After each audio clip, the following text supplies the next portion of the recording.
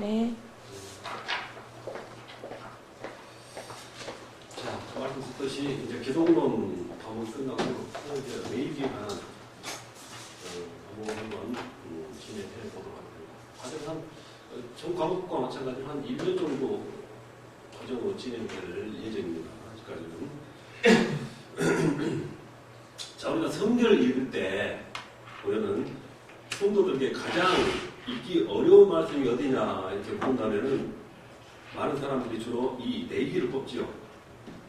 왜냐하면은 레위기는 우리 삶에 있어서 또 너무 동떨어진 어떤 그런 모습과 내용을 말씀하고 있기 때문이죠.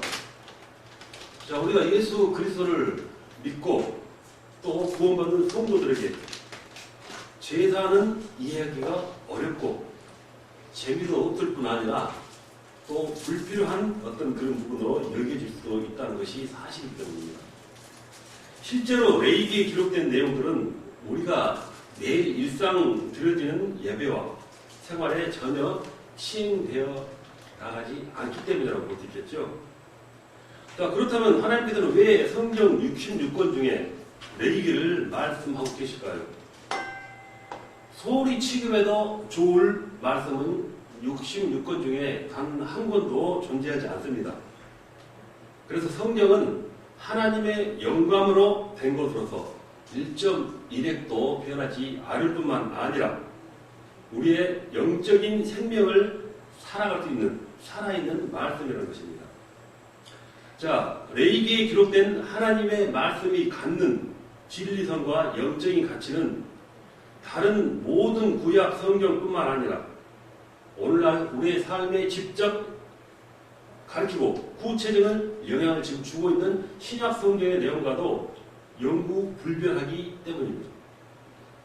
그래서 우리가 레위기를 제대로 이해하지 못하면 예수 그리스도의 오심과 그리고 그의 삶과 죽으심 그리고 부활의 의미 그리고 예수님의 생애와 우리들의 상관관계 그리고 오늘날 우리들이 그리스도를 믿음으로써 누리는 구원의 참된 의미와 가치를 결코 우리는 이해할 수가 없는 것입니다. 자, 아브라함은 이삭을 낳고 이삭은 야곱을 낳고 야곱은 12아들을 낳았습니다. 야곱의 12아들 중에는 사랑하는 요셉이 있었죠. 그렇지만 그 요셉은 형제들에게 팔려가지고 애굽으로 끌려가게 됩니다. 훗날 야곱은 바로 가족을 들고 다시 애굽으로 가서 이 요셉을 만나러 가게 되지요. 야곱은 요셉을 특별히 사랑해서 요셉에게 두 아들이 있었던 그 므낫세와 에브라임을 축복하며 두 지파가 생기는 일에 이렇게 기여하게 됩니다. 야곱의 가족은 애굽에서 400년이 흐른 후에 바로 이스라엘 민족의 공동체가 되어가서 이제 출애굽할 때가 다가온다는 것입니다. 자, 그래서 여호와 하나님께서는 출애굽의 지도자로서 레위 지파를 선택하시고 그리고 그 레위 지파에서 모세와 아론이 출생하게 된다라는 말씀을 드릴 것입니다. 자, 이 레위 지파가 이스라엘의 12즉, 이 레위 지파가 이스라엘의 12지파에서 빠지면서 방금 말씀드린 요셉의 두 아들인 므낫세와 에브라임이 한 지파를 담당하기 때문에 다시 12지파가 되지요. 그래서 하나님은 이 레위 지파를 택해가지고 오직 여호와 하나님을 섬기는 일에 맡겼다는 것입니다. 출애굽 이후에 이스라엘 민족은 레위 지파를 중심으로 이렇게 그들의 생활을 이어나가게 되는 것입니다. 레위 지파의 아론이 대제사장이 되어서 제사의 모든 총괄 업무를 하게 됩니다. 그리고 레위 사람들은 제사장을 돕고 그리고 대제사장을 돕는 역할을 하는 그 사역을 이어나갑니다. 그리고 성막과 성전에서 봉사하는 모든 업무를 그들이 맡게 됩니다. 대제사장과 제사장 그리고 레위 사람들이 하나님을 섬기는 제사 직분을 담당했기 때문에 레위 지파 사람들이 여호와 하나님께 제사를 잘 드릴 때 이스라엘의 12지파가 하나님의 은혜와 복을 받았으며 또 반대로 레위 지파 사람들이 제사의 사명을 온전히 감당치 못했을 때 이스라엘 민족은 고통을 당하면서 살게 되었다라는 것을 우리 성경을 통해서 잘 알고 있는 것입니다. 하나님은 이스라엘 민족을 제사장의 나라로 삼아 주셨습니다. 제사장 나라의 중심에 바로 레위 지파 사람들이 있었다는 것입니다. 그래서 이스라엘의 역사는, 그 민족의 역사는 레위 지파 사람들에 따라 흥망성쇠가 이루어져 나갔다는 것입니다. 레위 지파 사람들을 중심으로 성경의 역사가 기록되었고, 레위 지파 사람들을 중심으로 이스라엘 사람들이 살아났고, 또 레위 지파 사람들을 중심으로 하나님의 일을 할 수 있었고, 또 그들을 알아야 하나님의 뜻을 알 수가 있었습니다. 그래서 이 레위 지파 사람들을 알아야 성경 전체 맥락을 우리가 또다시 이해할 수가 있는 것입니다. 그들을 알아야만이 이스라엘 왕들의 평가도 할 수 있고, 이 레위 지파 사람들을 알아야 바른 제사를 우리가 하나님께 드릴 수 있습니다. 이 레위 지파 사람들을 알아야 우리가 영적 생활을 할 수 있고, 또 이들을 알아야 우리가 교회에 바른 봉사도 할 수가 있습니다. 이 레위 지파 사람들을 알아야 참 그리스도인으로서 우리가 살아갈 수 있다는 것입니다. 출애굽기, 레위기, 민수기, 신명기 등은 제사장과 레위 사람에 대한 내용입니다.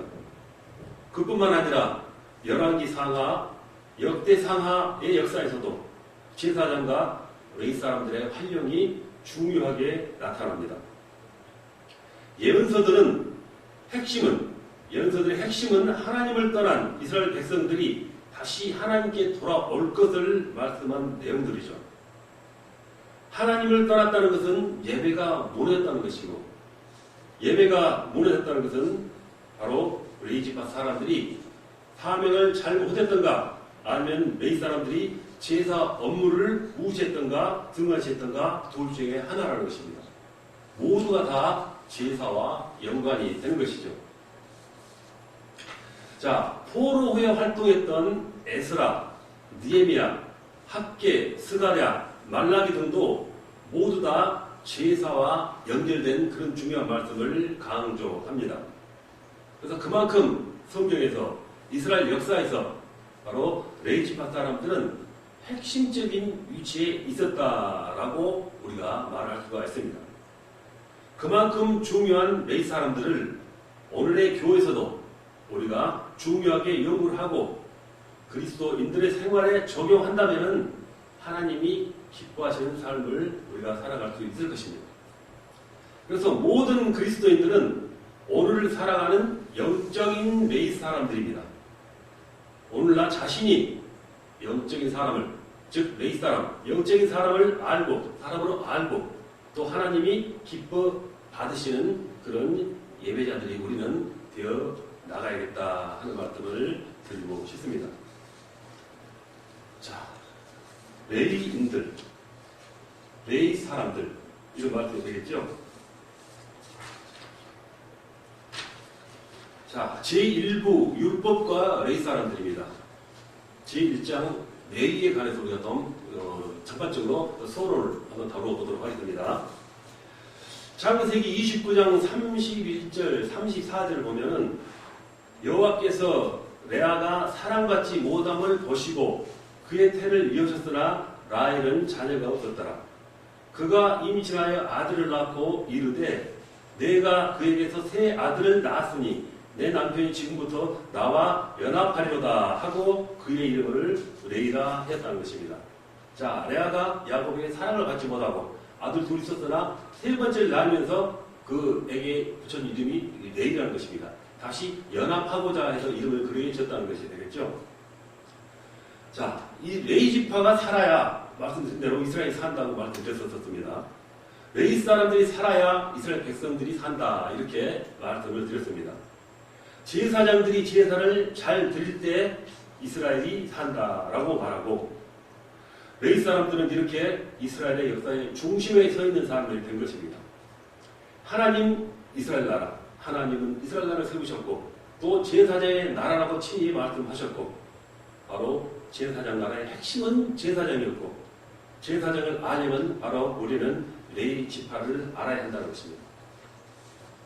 자, 이스라엘 백성이 출애굽을 한 후에 시내 산에서 하나님으로부터 언약을 체결합니다. 모세는 하나님으로부터 율법을 받고 성막을 지으라는 설계도를 받고 설계대로 광야에서 성막을 짓습니다. 성막이 다 건축되자 이스라엘 백성들은 이제 성막을 중심으로 살아가게 되죠. 그 성막에서 일하는 사람들이 제사장과 레위지파 사람들이다라는 것입니다. 출애굽기에서는 성막 건축과 그 성막에서 일하는 제사장 제도를 설명하고, 레위기에서는 제사법과 제사장의 위임식을, 그리고 민수기에서는 성막에서 일하는 레위 사람들의 역할에 대해서 말을 하고 있습니다. 출애굽 이후에 이스라엘 역사는 성막과 성전 중심에 생활했습니다. 성막, 성전에서 일하는 핵심적인 사람들이 바로 제사장들이며 레위 지파 사람들이다라고 말씀을 드립니다. 그래서 이스라엘 역사에서 바로 제사장과 레위 지파 사람들이 성막 제사의 사명을 잘 감당할 때 나라가 화평하고 평화로웠고 부강했었고, 반대로 그들이 그 사명을 잘 감당하지 못하여 제사가 무너질 때는 바로 나라가 위기에 빠지고 결국은 망하기까지 이르렀다라는 것입니다. 레위기에 흐르는 핵심은 제사이며 그 제사를 주관하는 사람은 제사장이며 제사를 주관하는 장소는 바로 성막입니다. 성막에서 제사를 주관할 때 가장 중요한 것 또한 사람이겠죠. 그 사람이 레위 지파에 속한 제사장이며 레위인들이었다라고 말씀하고 있는 것입니다. 자, 우리가 성경을 바로 알기 위해서는 반드시 먼저 레위 사람들을 알아야 됩니다. 레위 사람들과 제사는, 예배는 즉 뗄래야 뗄 수 없는 영원한 관계를 맺고 있기 때문이죠. 그리고 출애굽 이후에 이스라엘 12지파 신앙의 핵심에는 항상 레위 사람들이 존재하는 것을 볼 수 있습니다. 레위 사람들은 항상 하나님께서 정하신 제사법대로 제사를 바르게 드려야 할 책임이 있습니다. 이렇게 가장 중요한 사명을 맡은 레위 사람들을 잘 아는 것이 이제 우리는 성경을 바르게 아는 것이다 라고 말할 수 있습니다. 자, 그렇다면 레위는 누구일까요? 자, 그렇다면 먼저 그 탄생과 그의 부모에 대해서 알아봐야겠죠. 레위는 야곱과 레아를 통해 태어난 아까의 본문 말씀처럼 세 번째 아들입니다.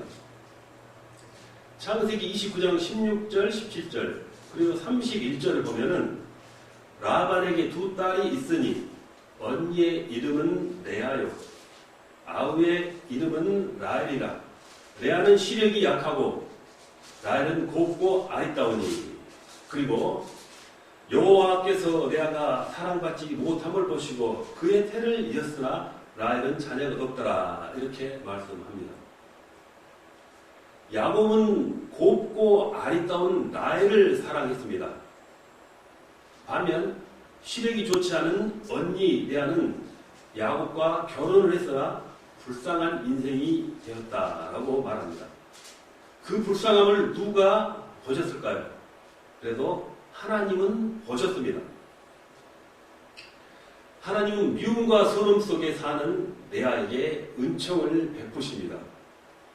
그 은총이 바로 태를 열어 자녀를 낳는 복을 주신 것이죠.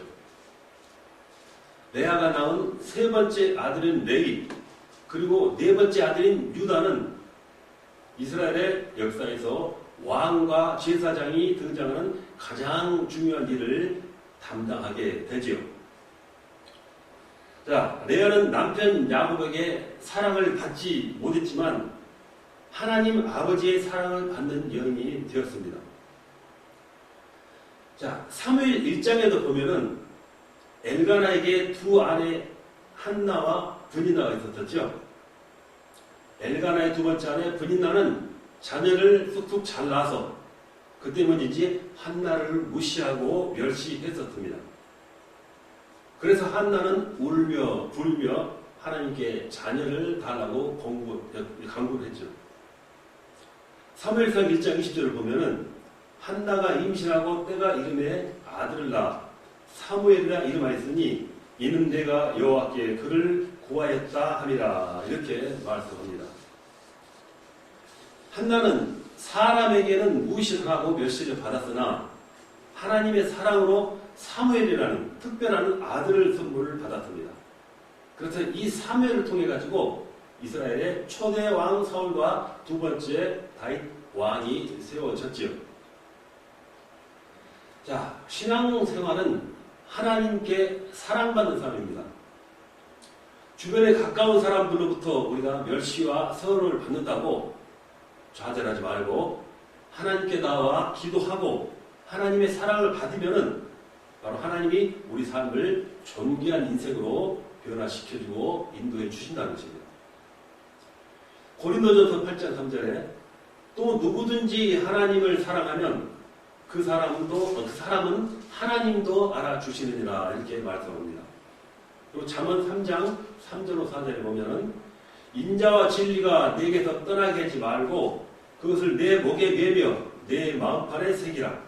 그리하면 내가 하나님과 사람 앞에서 은총과 기중이 여김을 받으리라 이렇게 말씀하는 것이죠. 이렇게 하나님께 사랑받는 하나님께 간구함으로써 또 하나님께 사랑받는 그런 역사가 있었다라는 것입니다. 자, 다시 레위로 돌아와서 레위의 연합을 우리가 알아볼 수 있겠습니다. 자, 레위와 연합은 어떤 의미를 가지고 있을까요? 창세기 29장 34절 보면은 그가 또 임신하여 아들을 낳고 이르되 내가 그에게 새 아들을 낳았으니 내 남편이 지금부터 나와 연합하리로다 하고 그의 이름을 레이다 했으며 이렇게 말씀합니다.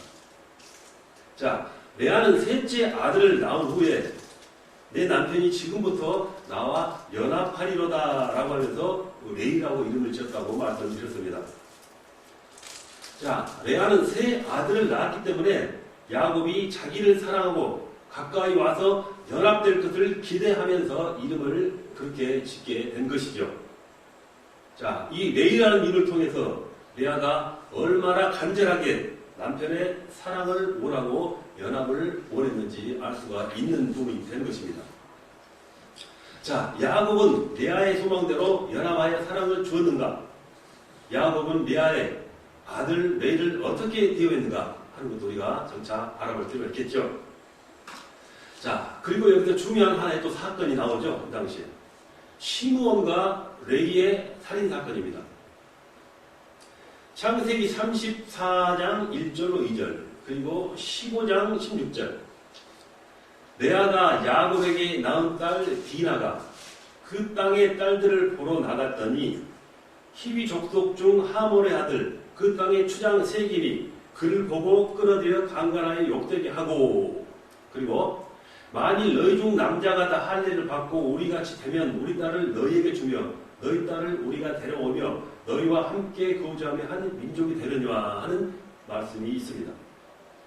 그리고 또 창세기 35장 25절 그리고 30절을 보면은 제3일에 아직 그들이 아파할 때 야곱의 두 아들 디나의 오라버니 시몬과 레이가 각기 칼을 가지고 가서 몰래 그 성읍을 기습하여 그 모든 남자를 죽이고 그렇게 말씀하죠.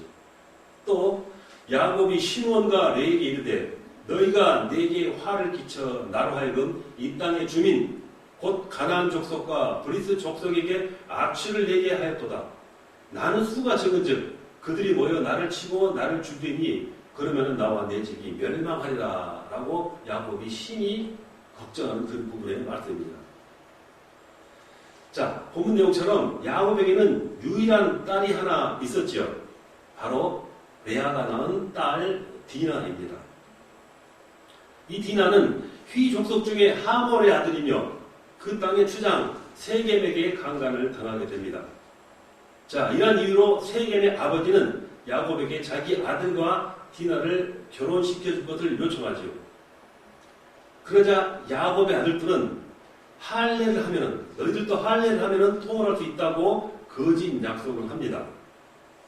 그러자 희위 족속은 결혼을 마음으로 할례를 실시했고, 바로 이 틈을 타서 시몬과 레이는 희위 족속인 하몬에 썩은 남자를 모조리 죽이고 말지요. 자, 이렇게 레이는 자기 형 시몬과 함께 복수의 칼날을 휘두르면서 많은 사람을 죽이는 살인자가 되죠. 이 사건을 통해서 아버지 야곱은 엄청난 충격에 빠지게 됩니다. 야곱은 자기의 두 아들이 저지른 살인으로 주변 족속들로부터 보복당할 것이 염려되어서 몹시 분개하며 원통에 해했습니다. 그래서 야곱은 시몬과 레이에게 너희는 나에게 화를 끼쳤다. 나와 네 집은 멸망을 가겠다라고 한탄을 했으며 두 아들이 저지른 살인 사건은 야곱의 마음에 평생을 담아 둘 정도로 충격이 컸었다는 것입니다. 그래서 야곱이 훗날 임종을 앞두고 아들들에게 했던 유언을 보면 알 수가 있는 것입니다. 어떤 유언을 했을까요? 아버지로부터 저주받은 시몬과 레이가 되겠지요. 창세기 49장 1절 그리고 5절 7절을 보면은 야곱이 그 아들들을 불러 이르되 너희는 모이라 너희가 후일에 당할 일을 내가 너희에게 이르리라. 그리고 시몬과 레이는 형제요 그들의 칼은 폭력의 도구로다. 내 허나 그들의 모의에 상관하지 말지어다. 내 영광아 그들의 집회에 참여하지 말지어다. 그들이 그들의 분노대로 사람을 죽이고 그들의 혈기대로 소의 발목 힘줄을 끊었으리로다. 그 노염이 혹독하니 저주를 받을 것이요 분기가 맹렬하니 저주를 받을 것이라. 내가 그들을 야곱 중에서 나누며 이스라엘 중에서 흩으리로다. 이렇게 말씀합니다. 자, 야곱은 임종을 앞두고 이렇게 12 아들에게 유언을 하게 되지요. 자, 부모가 자녀에게 하는 유언은 주로 축복이고 빌어주는 말이죠. 그러나 야곱이 시몬과 레이 두 아들에게 유언한 내용은 축복이 아니라 저주였습니다. 야곱은 두 아들을 폭력의 도구이며 저주받을 운명이며 이스라엘에서 흩어질 것이라고 유언을 했습니다. 시몬과 레이는 바로 한 어머니 태에서부터 나온 바로 두 형제죠. 그래서 그들의 생각과 행동에는 유사한 부분이 많이 있습니다. 폭력성이 짙고 잔인한 성격, 조급하고 호전적인 기질, 바로 두 아들은 동시에 갖고 태어난 것입니다. 그래서 아버지 야곱은 바로 12 아들들에게 한 사람씩 미래에 될 일들을 말해주지만 유독 시몬과 레이에게는 함께 주언할 때 저주 예언을 한 것입니다. 다른 아들들에게는 두 아들이 있는 곳에 함께 하지도 말고 그들이 어떤 모임을 해도 절대 함께 하지 말 것을 당부하는 유언을 한 것이죠. 아버지 야곱은 분노와 혈기로 사람을 죽인 시몬과 레이에게 저주를 받을 것이며 이스라엘 중에 흩어져 살게 될 것이라 이렇게 말을 하지요. 어머니 레아는 아들 레이가 연합한 자가 될 것이라고 바라면서 그 이름을 그렇게 지었지만 아버지 야곱은 연합이 아닌 흩어져 살 것을 예언을 했습니다. 레이의 후손은 훗날 레이 지파가 되어서 12지파 속에서 흩어져 살게 됩니다. 흩어진 레이 지파 사람들은 하나님께로부터 성막, 성전 봉사의 사명을 맡았기 때문에 바로 이스라엘 백성들로 하여금 하나님께 연합되도록한 삶을 살도록 하는 사명을 맡은 것이죠.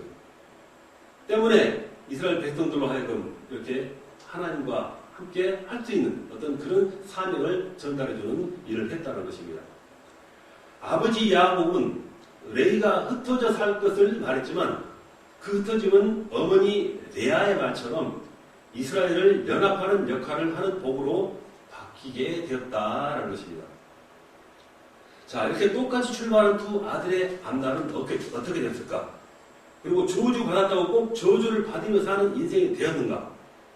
그리고 레위와 그 아들들은 훗날에 어떤 삶을 살았는가라고 우리는 바라볼 수 있다라는 것입니다. 자, 이렇게 레위족의 출발지인 되는 바로 그들의 출발을 우리가 지금 서서히 하나씩 알아보고 있죠. 그래서 그 다음에 어떤 부분을 우리가 이어갈 수 있는 부분을 살펴보도록 하겠습니다. 그래서 지금 제1부 율법과 레위 사람들, 그리고 제1장에서 레위, 그리고 레위의 탄생과 그의 어머니에 관해서 우리가 알아봤었죠. 그리고 레위와의 연합 알아봤었고, 아버지께로부터 저주받는, 그리고 시몬과 레위, 이런 부분을 여러분과 함께 지금 알아보고 있는 과정입니다. 자, 그래서 우리가 또 제2부로 건너가 본다면은, 자, 레위와 모세를 가장 먼저 그들의 인물 중에서 우리가 살펴볼 필요가 있습니다. 자, 출애굽기 2장 1절로 2절을 보면은 레위 가족 중 한 사람이 가서 레위 여자에게 장가들어 그 여자가 임신하여 아들을 낳으니 그가 잘생긴 것을 보고 석 달 동안 그를 숨겼으나 라는 말씀이 있습니다. 이거 바로 모세의 출생을 말하는 말씀이 되겠죠. 자, 야곱은 아까 말씀드린 대로 그 아들들에게 후일에 될 일들을 말로 해 주었습니다. 그로부터 400여 년이 흐른 후에 야곱의 12아들의 자손들은 생육하고 번성하고 심히 중다해져서 애굽에 더 이상 머물 수 없게 되었죠. 그래서 애굽을 떠나야만 할 시기가 다가온 것입니다.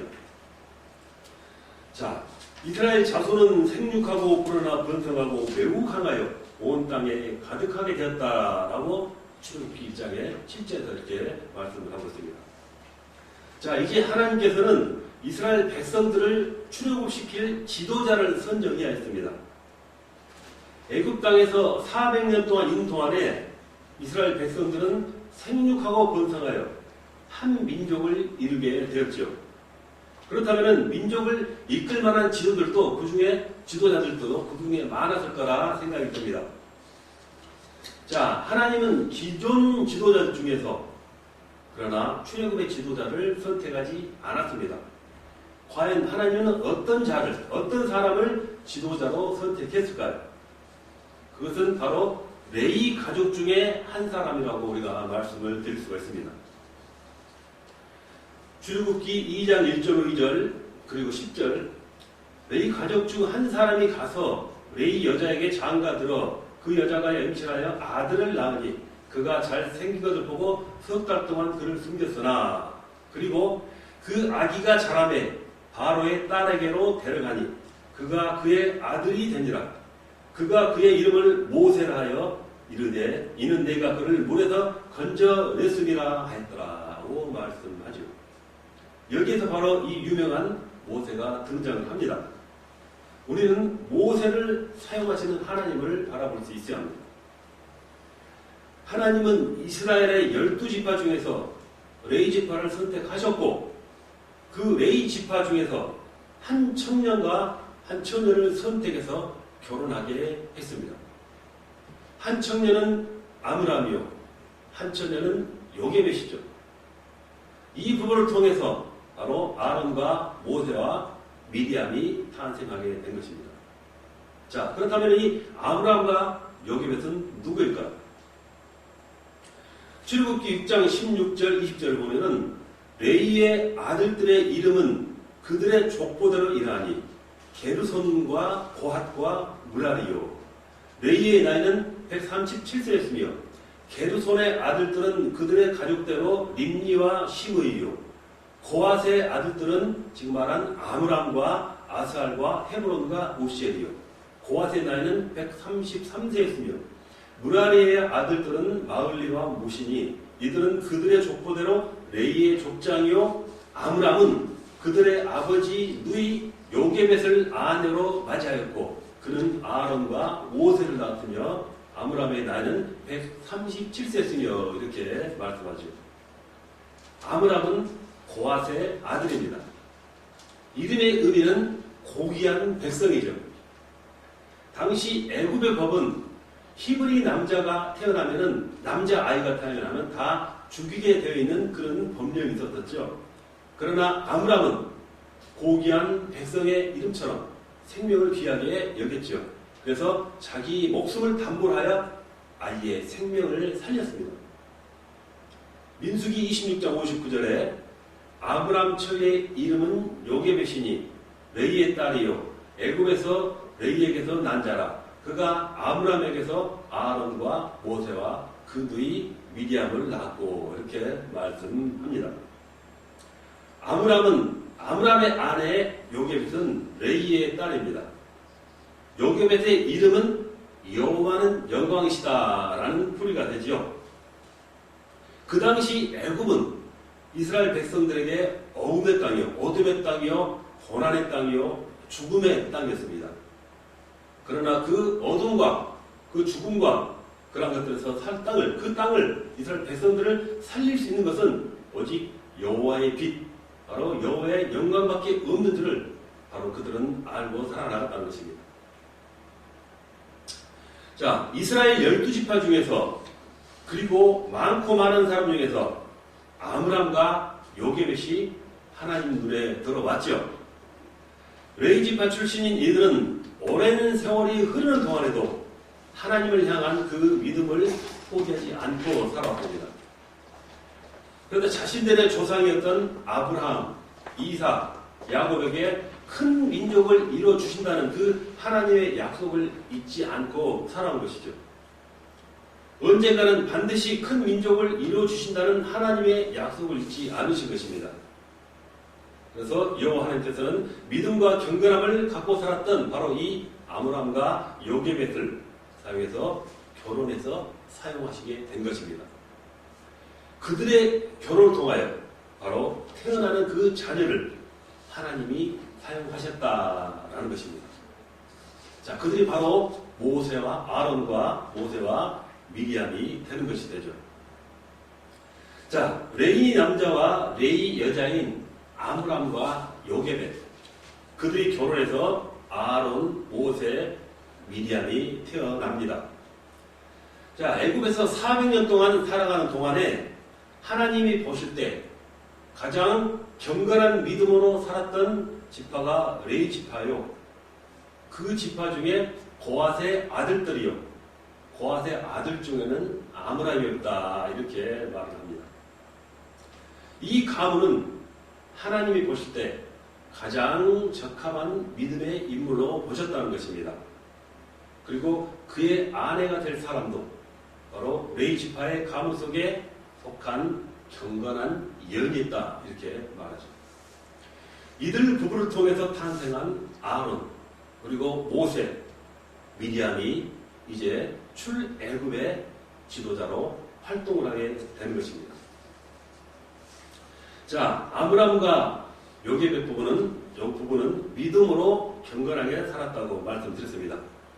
이들 부부는 하나님을 두려워하였고 하나님이 주신 생명을 소중히 여기는 마음을 가졌지요. 그래서 이들이 결혼하여 아들을 낳을 때는 바로 민족적인 큰 시련이 다가온 때였다는 것입니다. 시기적으로 안 좋을 때였죠.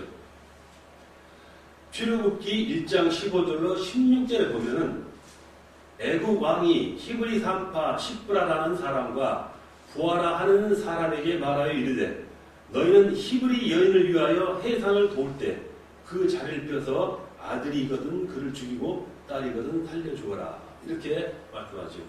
당시 애굽 왕의 칙령으로서 히브리 사람들의 어떤 그 흥황하는 그 번창세를 보고 바로 새로 태어난 사내 아이들 다 죽이라라고 명령을 내렸다는 것입니다.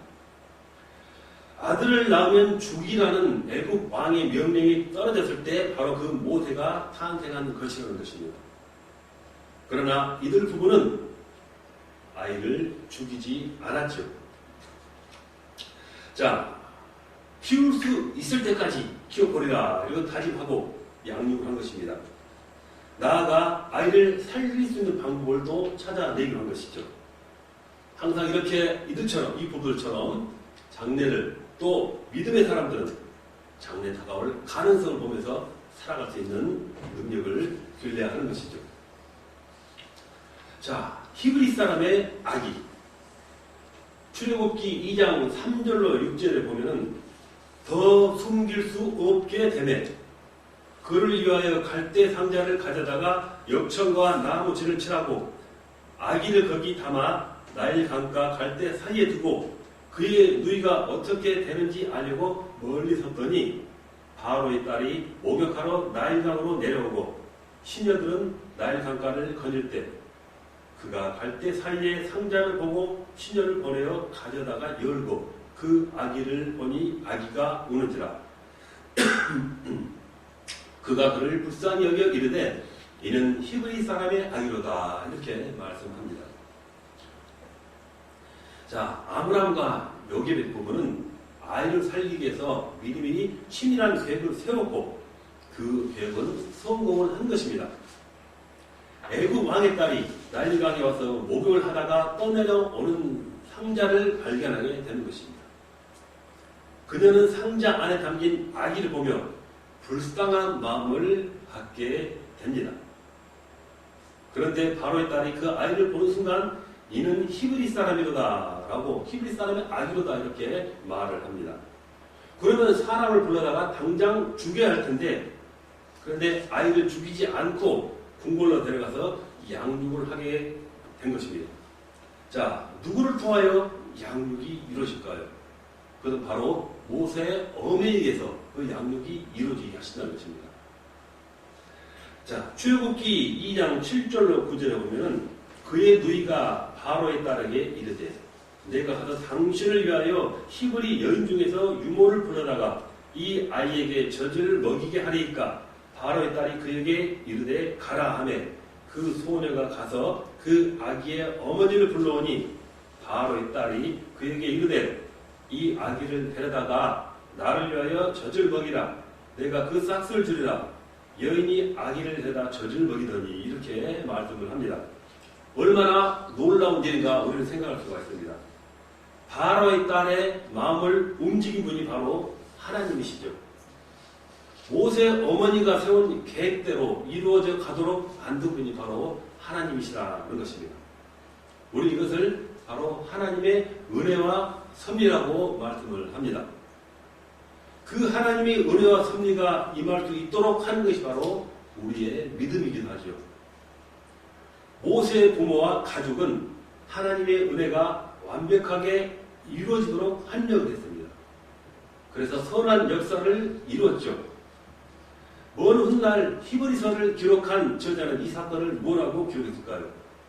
히브리서 11장 23절을 보면은 믿음으로 모세가 낳았을 때에 그 부모가 아름다운 아임을 보고 석 달 동안 숨겨 왕의 명령을 무서워하지 아니하였으며 이렇게 후세에 이 사건을 증거하죠.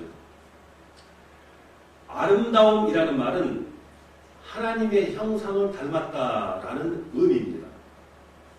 모세의 부모는 자녀를 하나님의 형상을 닮는 자로 알아 그 아이를 믿음으로 양육하기로 결단합니다.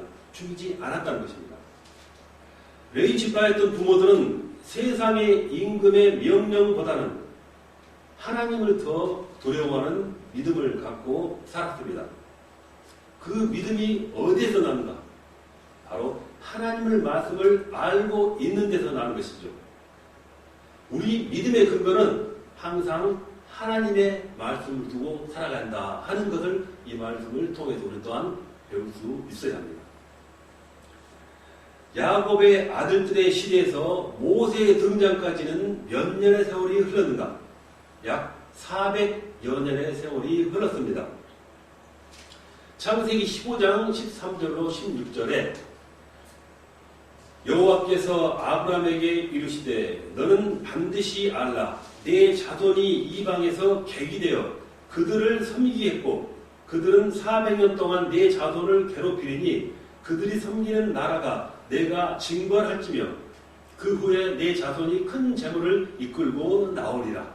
그리고 내 자손은 4대 만에 이 땅으로 돌아오리니 이는 아모리 족속의 죄악이 아직 가득 차지 아니함이니라 하시더니 라고 말씀을 합니다.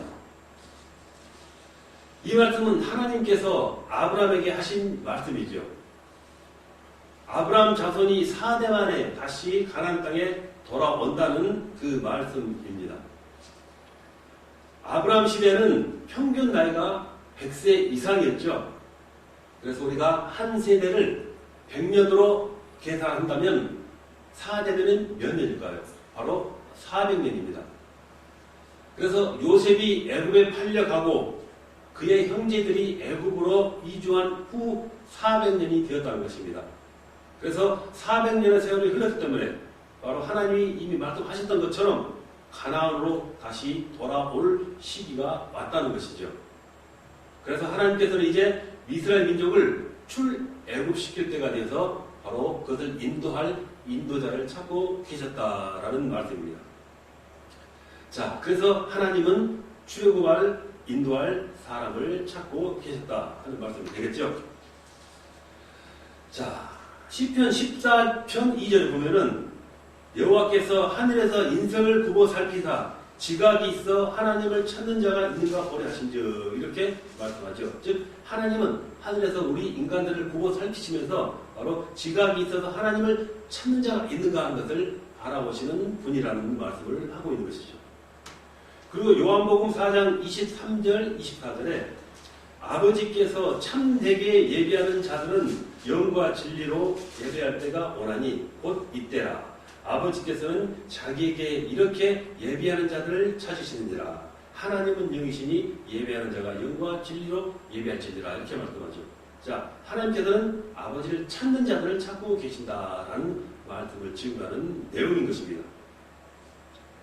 자, 사사시대가 끝나갈 무렵 하나님은 한 사람을 찾고 있었을 때가 계셨습니다.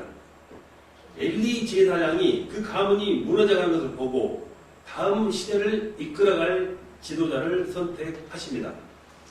다음 세대 지도자는 기득권층에서 선택하지 않고 어머니의 눈물로 태어났고 기도로 태어났고 성전에서 조용히 자라나는 사무엘을 선택한 것을 우리는 알 수 있습니다. 사울 왕의 불순종을 보고 그리고 하나님은 이스라엘의 왕국을 이끌 다음 시대 지도자를 찾았습니다.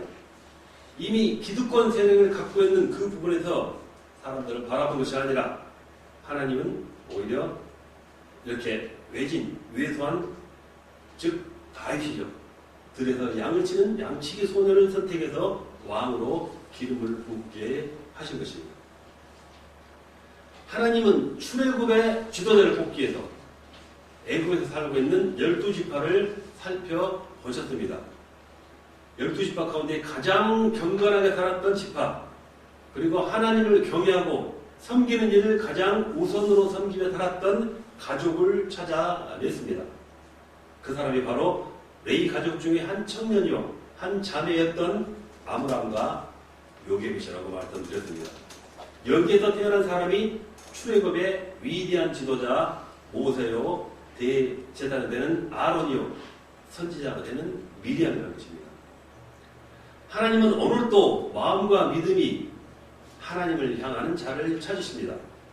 경건하게 사는 믿음의 사람을 찾으시죠. 오직 하나님의 영광을 위해 살겠다고 다짐하는 사람을 찾고 계십니다. 우리는 하나님께 쓰임받는 사람이 되도록 항상 생각과 행동이 주님을, 하나님을 향해 한다는 것을 우리는 배울 수 있는 부분이 되겠습니다. 자, 여러분, 오늘 첫 시간 매기 시간이었습니다. 자, 시간 다 됐던 걸로 마치기로 하고요. 다음 시간부터는 계속 이 매기 내용을 가지고 여러분과 계속 공부해 나가도록 하겠습니다.